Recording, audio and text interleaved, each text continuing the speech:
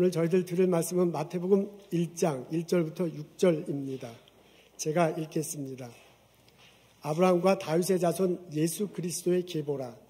아브라함이 이삭을 낳고 이삭은 야곱을 낳고 야곱은 유다와 그 형제들을 낳고 유다는 다말에게서 베레스와 세레를 낳고 베레스는 헤스론을 낳고 헤스론은 람을 낳고 람은 아비나답을 낳고 아비나답은 나손을 낳고 나손은 살몬을 낳고 살몬은 라합에게서 보아스를 낳고 보아스는 룻에게서 오벳을 낳고 오벳은 이새를 낳고 이새는 다윗 왕을 낳으니라. 아멘.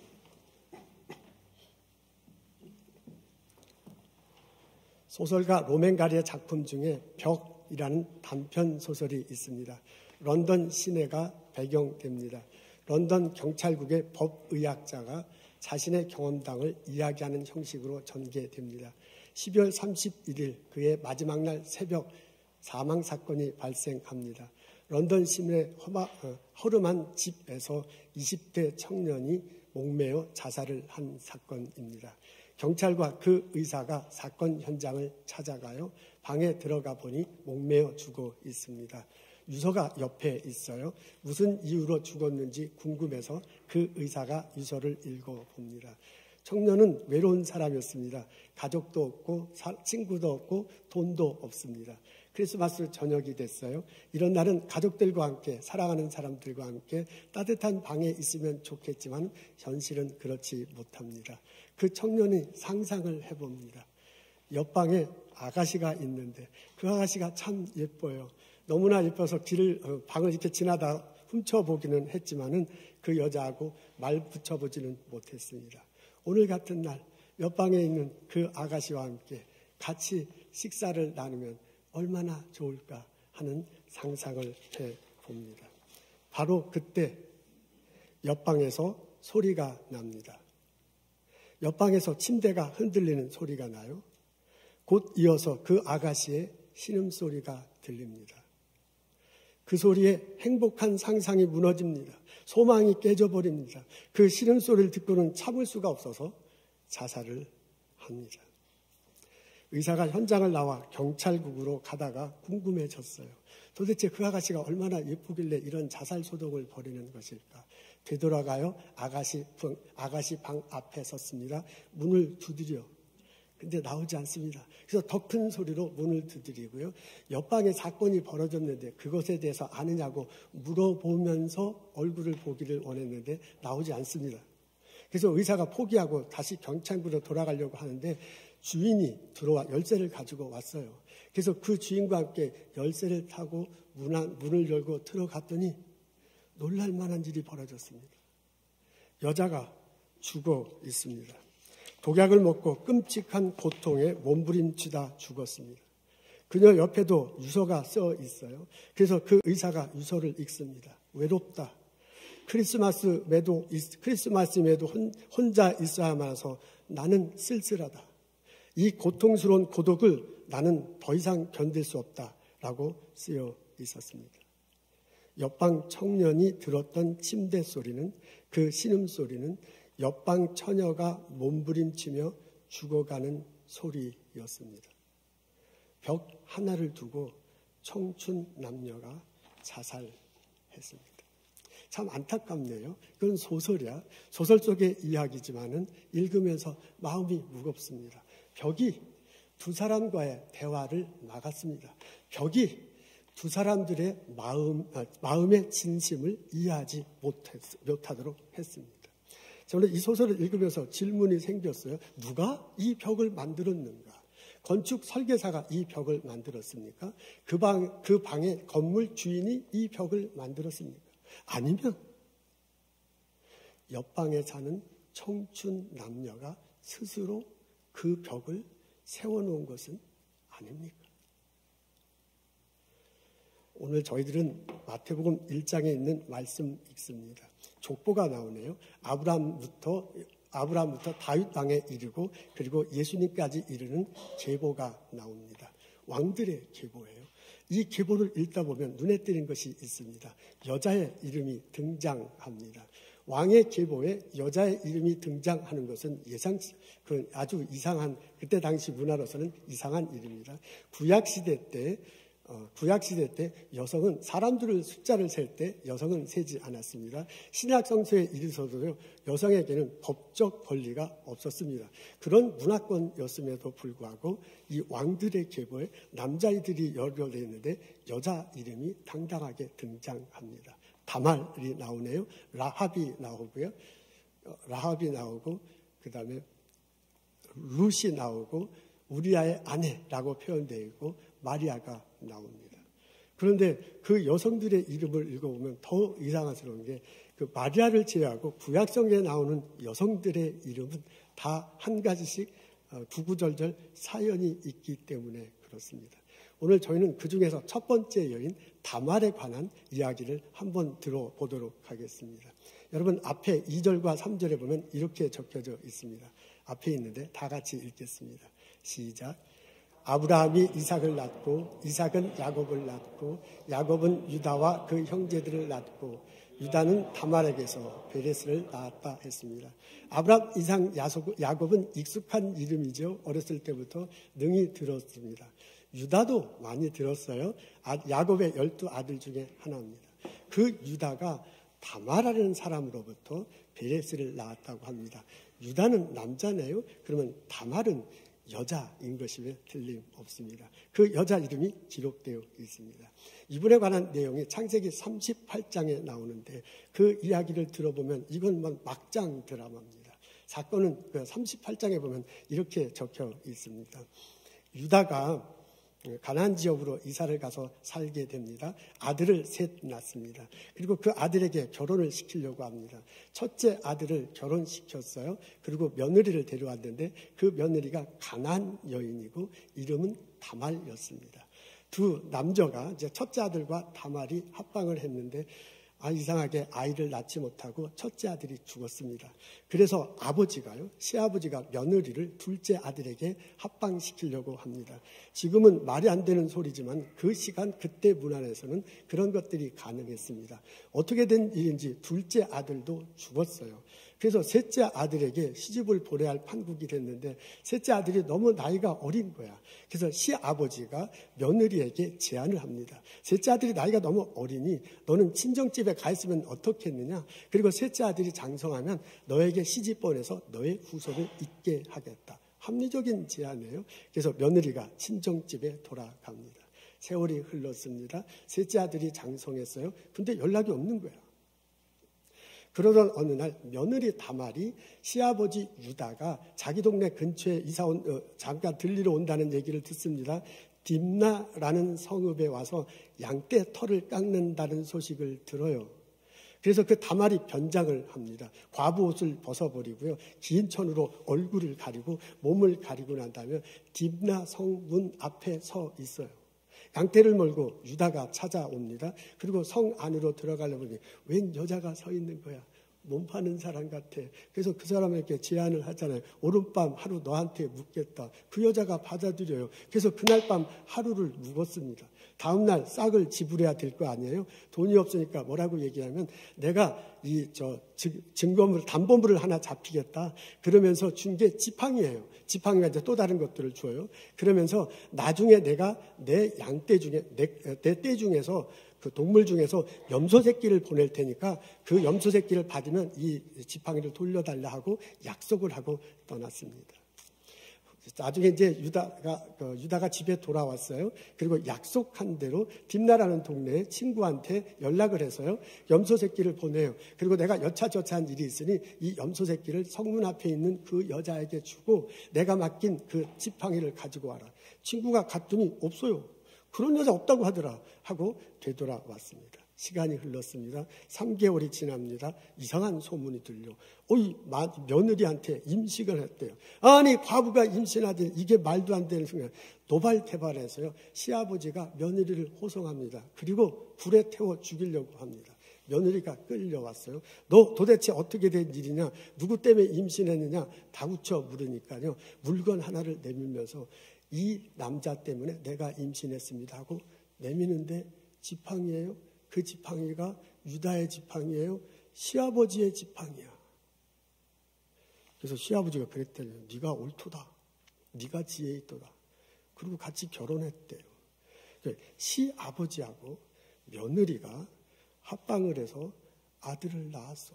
쌍둥이에요. 그런 일이 있었다라고 적혀져 있는 거예요. 그 후손 중에 다윗 왕이 나왔습니다. 그 후손 중에 예수님이 나왔다라고 마태복음 1장에 적혀 있어요. 이거 참 부끄러운 얘기야. 그런 거 안 써 있으면 좋겠는데 그대로 적혀져 있습니다. 라합은 여리고성에 살던 사람입니다. 이스라엘 백성들이 여리고성을 탈출하는데 혁혁한 공을 세운 사람입니다.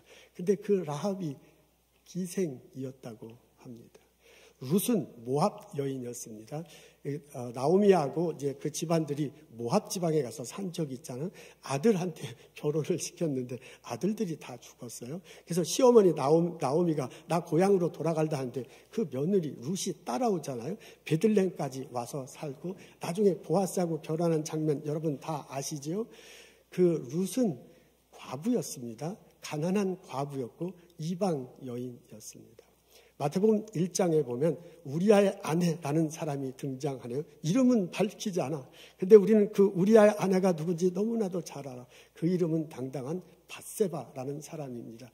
여러분 밧세바하고 다윗 왕의 그 스캔들 아시죠? 다윗 왕이 넘지 말아야 할 선을 넘고 밧세바와 함께 참 여차저차하고 나중에 결혼해버려. 그게 성경에 나와서 그렇지 오늘날로 시기하면 간음이야. 사건 은폐야. 살인 교사야. 그리고 그것을 무마시켜. 그리고 왕이 결혼을 한다는 게 말이 돼요. 아니 그런 사람 이름은 안 적는 게 좋잖아요. 근데 그 사람 이름이 당당하게 마태복음 1장에 나와 있습니다. 당당하게 왕들의 이름뿐만 아니라 그 여인들의 이름이 쭉 열거되어 있어요. 그 여인들의 피를 받아서 다윗 왕이 나왔고 예수님이 나왔다고 적혀 있습니다. 저는 여러분 이 족보에서요, 이 계보에서 벽이 무너지는 것을 봅니다. 여러분 이 족보를 보면요, 유대인과 이방인의 벽이 무너지고 있습니다. 여러분 이 왕의 족보를 보면요, 남자와 여자의 벽이 무너지고 있습니다. 여러분 이 족보를 보면 의인이냐 죄인이냐 하는 구분, 그 벽이 무너지고 있습니다. 여러분 이것을 쭉 읽어보면요, 그 벽이 무너지는 그 가르침이, 그 핏줄이 예수님에게 이어지고 예수님에게 모아져서 예수님의 몸에 담고서 예수님의 피에 담고서 예수님의 그 가르침을 품고서 이 땅에 태어났다는 것을 우리에게 알려주고 있습니다.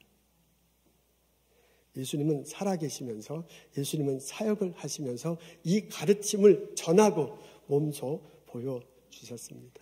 어느 날 예수님이 갈릴리 지역을 가다가 사마리아 지역을 지나게 됩니다. 목이 말라요. 그래서 사마리아 성에 들어가서 우물가에 가잖아요. 물을 마시려고 하는데 여인이 다가옵니다. 그 여인에게 물을 달라고 합니다. 그리고 그 여인과 이야기를 시작해요. 지금 우물에서 뜰 수 있는 물과 예수님이 줄 수 있는 생수에 관해서 이야기합니다. 조금 지나고 난 다음에 그 여인의 남편들과 그 여인의 사생활에 관해서 대화를 하기 시작합니다. 그리고 조금 더 지나고 나서는 여기에 예배를 드려야 될 것입니까? 예루살렘에서 예배 드려야 됩니까? 메시아는 누굽니까? 라는 신앙적인 대화를 예수님과 나눕니다.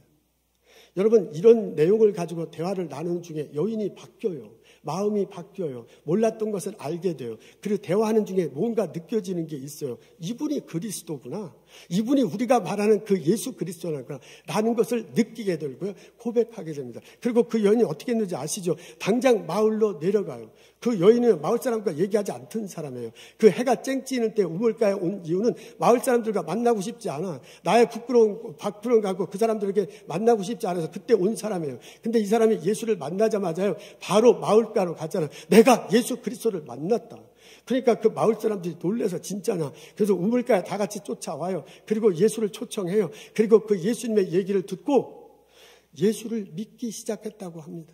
여러분 예수님 때문에 남자와 여자의 벽이 무너졌습니다. 예수님 때문에 여자와 마을 사람들의 벽이 무너졌습니다. 예수님 때문에 너는 죄인이고 나는 의인이라는 그 벽이 무너 섰습니다. 그 예수님이 십자가를 지고 돌아가셨어요. 그리고 사흘 만에 부활하셨습니다.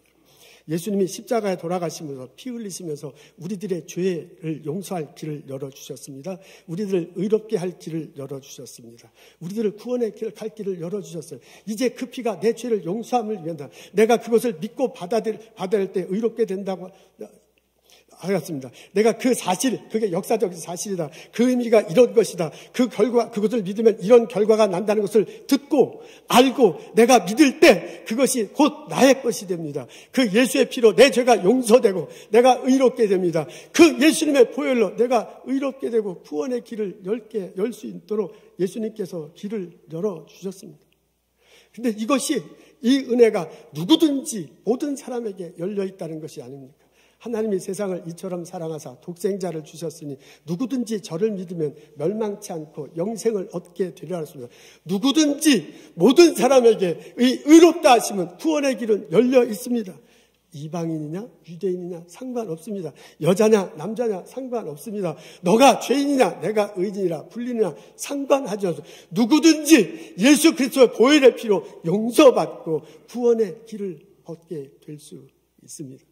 그 이후로 우리 모두는 다 예수님 안에서 하나가 되는 것입니다.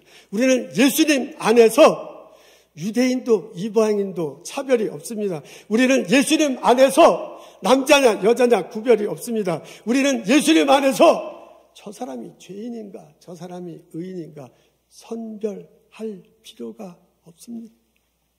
이제 우리 예수님 안에서 하나야. 우리는 예수님 안에서 똑같은 사랑받는 자녀예요. 우리는 예수님 안에서 예수님의 가르침대로 살아가는 제자예요. 우리는 예수님 안에서 하나님 나라를 확장하며 사역에 참여하는 하나님의 백성입니다.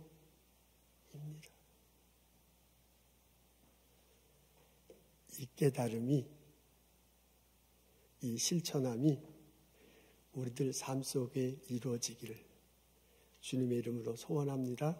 주님의 이름으로 부탁합니다. 우리들에게는 컴포트 존이 있습니다. 내가 심리적으로 안정감을 느끼는 삶의 영역이 있습니다. 매일매일 일상적으로 반복되는 삶이 있습니다. 일터에 가면 루틴으로 계속되는 일이 있습니다.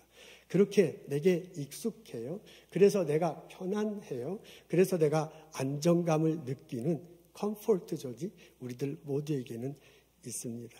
우리는 그 컴포트 존에 있는 사람들을 만나기를 원합니다.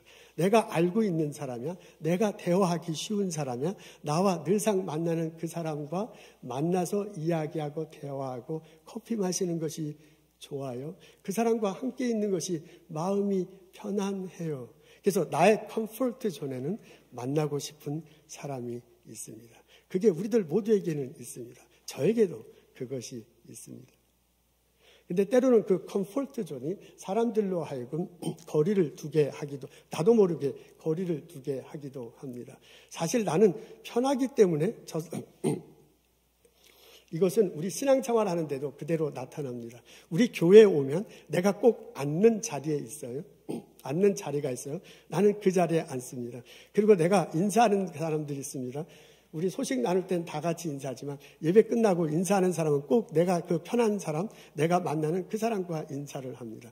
그러니까 신앙생활 하는 데 있어서도 교회 생활하는 데 있어서도 나름 모르게 컴포트 존 안에서 우리는 신앙생활을 하고 있습니다. 이것이요, 나도 모르게 사람들을 불편하게 할 수도 있습니다.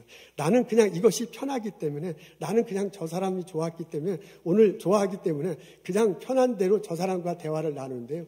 바로 옆에 있는 사람은 내가 자기를 멀리하는구나 라고 그렇게 생각할 수도 있습니다. 나는 이게 편해서 이렇게 말하고요. 나는 이렇게 편해서 이렇게 행동하는데요. 옆에 있는 저 사람은 내가 자기를 싫어하는구나 라고 그렇게 생각할 수도 있습니다. 나는 이게 편해. 나는 나의 컴포트 존에 있기 때문에 행동하는 것이 나도 모르게 다른 사람을 오해하고 멀리하게 할 수도 있습니다. 근데 곰곰이 생각해 보면 때때로 우리는 의도적으로 나의 컴포트 존을 지키려고 해요. 나는 이게 있는 것이 너무 좋아가지고요. 나도 모르게 나의 컴포트 존 안에 그 변두리에 나도 모르게 벽을 세워놓는 거야. 그리고 그 벽 안에 들어오는 사람 중에서 내게 편한 사람은 만나. 근데 나하고 다른 사람은 편하지 않으니까 안 만나. 별로 얘기하고 싶은 생각이 없는 거예요. 나의 컴포트 존에 와서 나랑 비슷해. 나와 피부 색깔이 같아. 나하고 같은 고향이야. 같은 교회에 다녀. 취향도 비슷해요. 학교도 비슷해. 그런 사람이 오면 편해. 그래서 나의 벽 안에 오는 그 사람과 대화를 하지만 나와 조금이라도 다른 그 사람이 나의 존에 들어오는 게 불편해.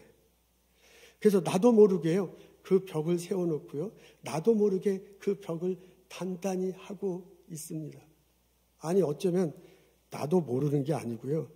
의도적으로 내가 누군가를 선별하고 누군가를 구별하고 누군가를 차별해. 여러분, 내가 일상생활 하면서 이렇게 살아가고 있지는 않습니까?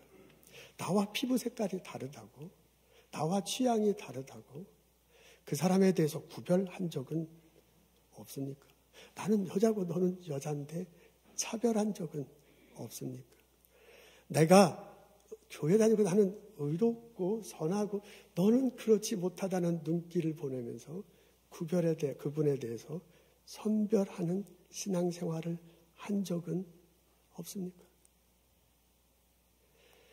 예수님은 우리들이 벽이 무너지기를 원하고 있습니다. 예수님은 우리들의 벽이 무너지기 원하고 있습니다. 예수님이 성천하시기 전에 하신 말씀이 생각나요. 예수님이 뭐라면 예루살렘을 떠나지 말라라고 제자들에게 말하고 있습니다. 제자들에게서 예루살렘은 삶의 터전이야. 자기에게 아주 익숙한 곳이에요. 그곳을 떠나지 말라는 얘기는 바로 그곳에서부터 시작하라는 것입니다.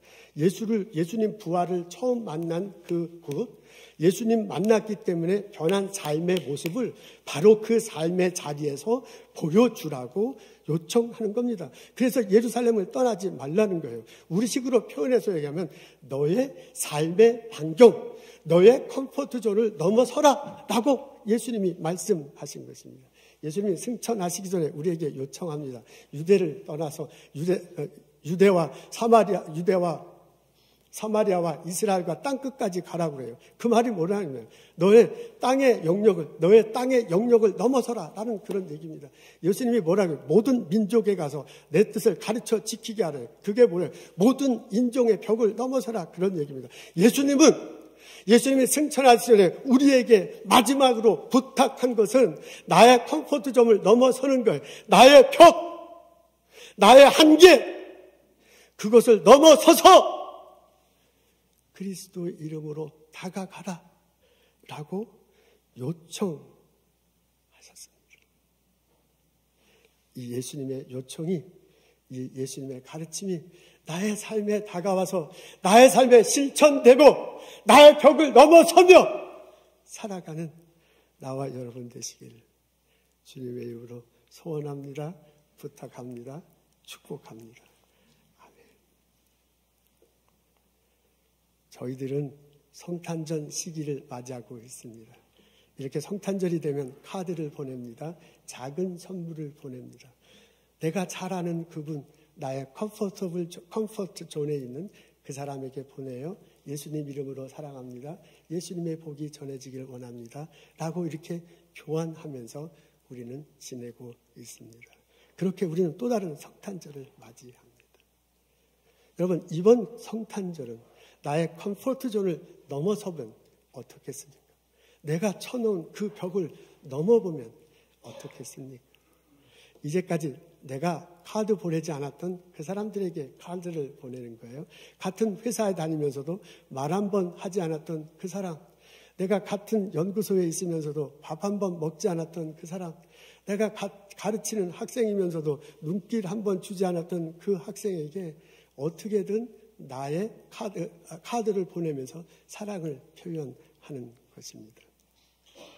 혹시 내가 지난 1년 동안 나의 컴포트 존의 벽을 단단히 세워놓고 오지 못하게 했던 사람이 생각난다면, 혹시 그 사람하고 싸웠어, 나는 그 사람하고 이제 절대로 이제 얼굴도 안 말이야, 그런 사람이 생각난다면 그분에게 어떤 형식이든지 간에 예수님의 사랑을, 예수님의 선물을 표현해보면 어떻겠습니까?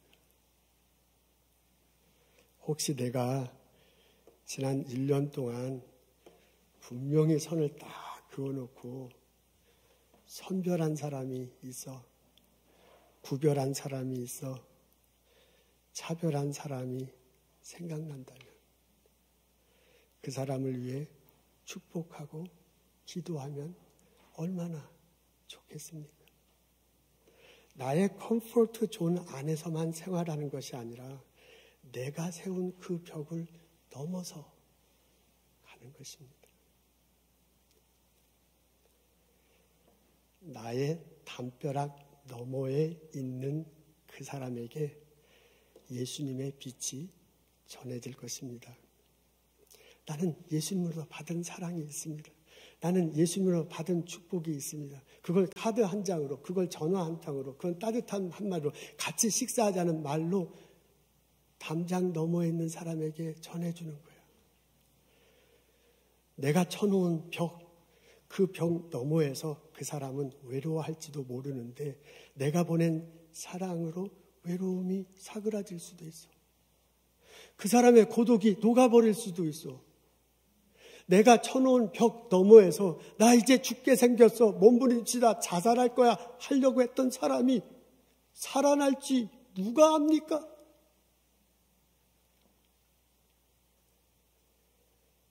나의 벽을 넘어서 예수님의 사랑과 예수님의 복을 나누는 성탄절이 됐으면 참 좋겠습니다. 그 예수님의 가르침이, 가치관이 나의 일상의 삶에서 펼쳐지기를 주님의 이름으로 소원합니다. 기도합니다. 축복합니다. 기도하겠습니다. 하나님, 예수님 저희에게 보내주심을 감사합니다. 죄 많은 나를 위해서 이 땅에 오시고 내 죄를 용서해 주신 그 사랑을 감격합니다.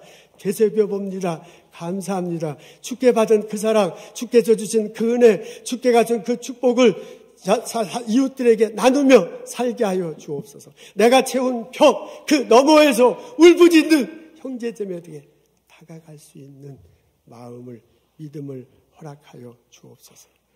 내 벽을 넘어서서 서로 사랑하며 서로 축복하며 살아가는 성탄절이 되도록 주님 인도하시옵소서.